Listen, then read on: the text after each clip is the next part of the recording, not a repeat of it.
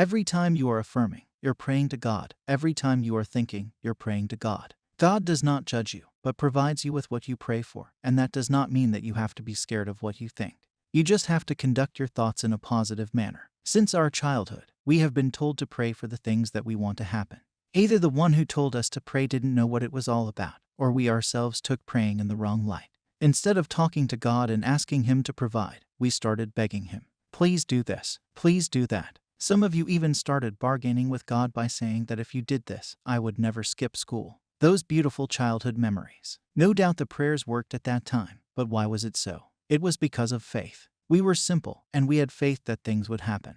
But as we grew up, we wore the cape of logic, which is good in some areas of our lives but not when manifesting our desires. It is because there is no logical explanation for how it works. When you achieve your desire in your physical reality and look back, you can draw a logical path about how it occurred, but not before it.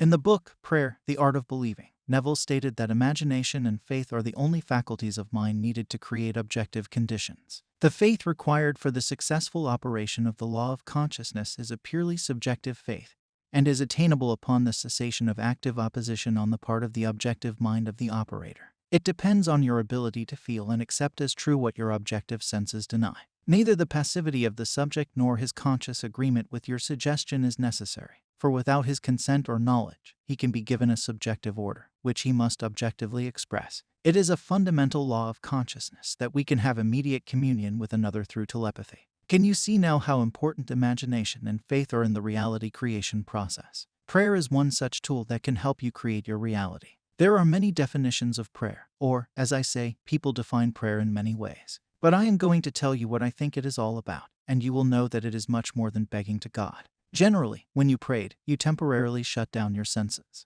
You close your eyes, stay silent, and direct your inner conversation. All of your attention was focused on your conversation with God. But have you ever wondered what this activity was all about? Well, this activity of praying is a mind conditioning tool. Hear me out again. It is a mind conditioning tool. It conditions your mind as per your inner conversation. Whatever you say, whether it's a negative conversation in which you blame another or yourself or a positive conversation in which you praise yourself or another, manifests in three-dimensional reality. It is a mind-changing process that changes things and people. But the first thing it does is alter your perception of yourself. Every change in the world begins with us changing, and other people and things reflect that change back to us. Your specific person is just reflecting what you are aware of about yourself. Are they ignoring you? Maybe you are ignoring yourself, or you think you are not good enough. Your story is unique to you, and you must change it. In Romans 12:2, the King James Version of the Bible says, "And be not conformed to this world, but be ye transformed by the renewing of your mind, that ye may prove what is that good and acceptable and perfect will of God." It says not to be concerned about your present circumstances or limitations, but instead to transform yourself by reconditioning your mind.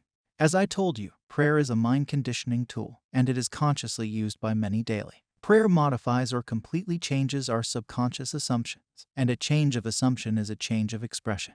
Many of us, either due to a lack of emotion or an excessive intellect, both of which are impediments to prayer, cannot believe what our senses deny. Forcing ourselves to believe will only lead to more doubt. You don't have to force yourself to believe. I have seen many people who are trying to believe something.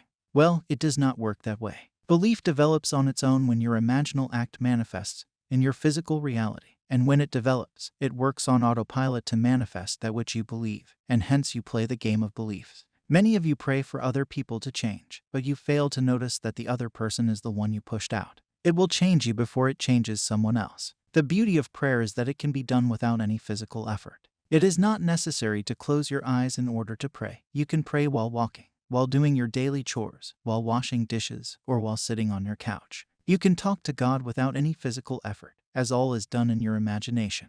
You must be conscious of where your attention is going, what you are thinking, and where it is taking you. All of this has to be taken care of. To pray successfully, you must have clearly defined objectives. You must know what you want before you can ask for it.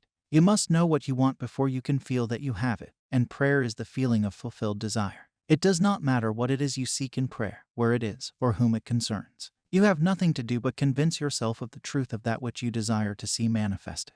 When you emerge from prayer, you no longer seek, for you have, if you have prayed correctly, subconsciously assumed the reality of the state sought, and by the law of reversibility, your subconscious assumption must objectify that which it affirms. You can pray and achieve whatever you desire. Your affirmations are also a kind of prayer. Don't do it to get a physical object, but instead do it to experience it right now. When you start experiencing it in the present moment, you will get it, you will see it, and you will have it physically. So, I hope it helped you in some way. Subscribe if you enjoyed today's video. I will meet you with another golden nugget. Happy manifesting.